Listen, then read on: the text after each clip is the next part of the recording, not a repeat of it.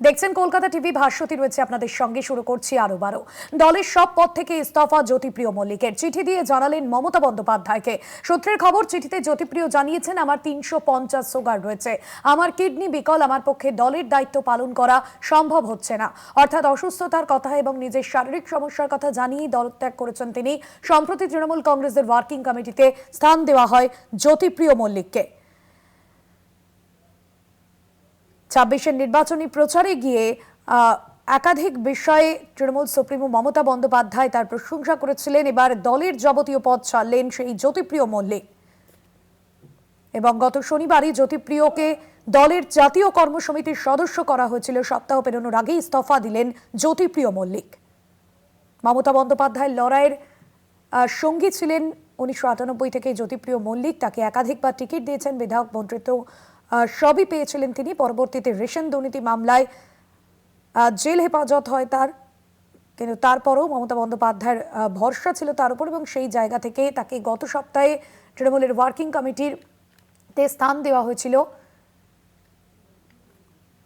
আমার পক্ষে দলের দায়িত্ব পালন করা সম্ভব নয়, এমনটাই জানিয়ে দিয়েছেন জ্যোতিপ্রিয় মল্লিক। দলের যাবতীয় পদ থেকে ইস্তফা দিলেন জ্যোতিপ্রিয় মল্লিক। ইতিমধ্যে ইস্তফাপত্র পাঠিয়েছেন তিনি, এবং যেমনটা তিনি উল্লেখ করেছেন তার ইস্তফাপত্রে, 350-এর উপর সুগার, কিডনি খারাপ হয়ে গিয়েছে। এই অবস্থায় দলের কোনো কাজকর্মে আমি এখন যুক্ত থাকতে পারছি না, তাই সব পদ ছেড়ে দিলাম।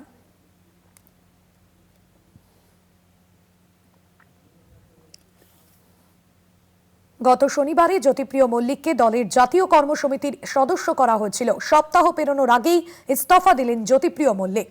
সময় যত এগোচ্ছে ততই একা হয়ে পড়ছেন তৃণমূল সুপ্রিমো মমতা বন্দ্যোপাধ্যায়। 24-এর নির্বাচনী প্রচারে গিয়ে যাকে দরাজ সার্টিফিকেট দিয়েছিলেন তৃণমূল সুপ্রিমো, দলের যাবতীয় পদ ছাড়লেন সেই জ্যোতিপ্রিয় মল্লিক।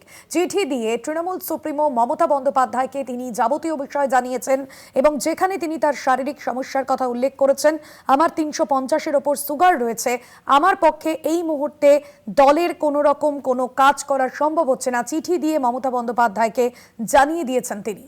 আমার পক্ষে দলের দায়িত্ব পালন করা সম্ভব হচ্ছে না, এমনটাই জ্যোতিপ্রিয় মল্লিক তিনি চিঠি দিয়ে জানিয়েছেন। আমার 350-এর ওপর সুগার রয়েছে, আমার নানা রকম শারীরিক সমস্যা রয়েছে, তার জন্য দলের এই মুহূর্তে কোনো কমিটির দায়িত্ব আমি নিতে পারছি না, এমনটাই ইস্তফাপত্রে জানিয়েছেন মমতা বন্দ্যোপাধ্যায়কে।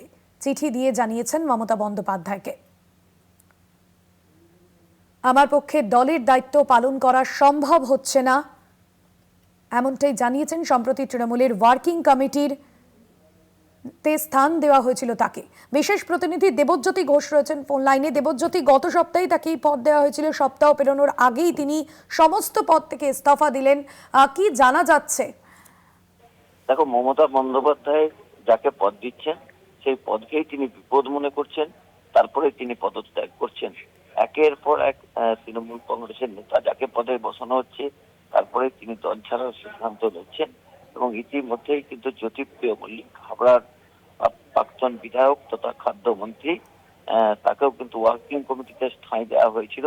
তিনিও কিছুক্ষণ আগে দলনেত্রী মমতা বন্দ্যোপাধ্যায়ের কাছে একটি চিঠি লিখে জানিয়েছেন যে তার পক্ষে এই মুহূর্তে দায়িত্ব পালন করা সম্ভব নয়, কারণ তার প্রেসার, তার সুগার, প্রেসার সমস্ত কিছু রয়েছে, তার একটি কিডনি বিকল রয়েছে, তার উচ্চ রক্তচাপের পাশাপাশি তার সুগারও অত্যন্ত বেশি।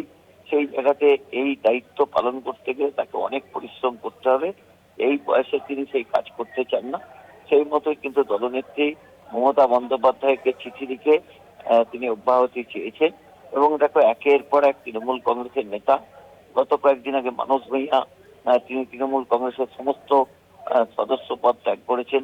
অন্যদিকে গৌতম দেব, শিলিগুড়ির মেয়র, তিনি পদত্যাগ করেছেন। ফিরহাদ হাকিম, মমতা বন্দ্যোপাধ্যায়ের সবচেয়ে অসময়ের সঙ্গী ছিলেন, তিনিও এক প্রকার দল ছেড়েছেন, কারণ নতুন তৃণমূল কংগ্রেসের যে ব্লক তৈরি হয়েছে সেখানে তিনি ভিড়ে গেছেন। সায়নী ঘোষ, তাকে পদে বসানো হয়েছিল, তিনি ছেড়ে দিয়েছেন। মালা রায়, তাকে দায়িত্ব দেওয়া হয়েছিল, তিনিও অব্যাহতি নিয়েছেন। অর্থাৎ তৃণমূল নেত্রী মমতা বন্দ্যোপাধ্যায় নতুন যাকে দায়িত্ব দিচ্ছেন, তিনিই কিন্তু সেই দায়িত্ব থেকে অব্যাহতি নিচ্ছেন। তৃণমূল কংগ্রেসের একজন প্রথম সারির নেতা বলছেন যে তাদের রাজনৈতিকভাবে চাপ দেওয়া হচ্ছে, সেই চাপ দেওয়ার ফলেই তারা কিন্তু আতঙ্কে পদত্যাগ করছে। তারা মানসিকভাবে তৃণমূল নেত্রী মমতা বন্দ্যোপাধ্যায়ের পাশেই আছে। আর সেটাই একদমই ধন্যবাদ জানাবো দেবজ্যোতি।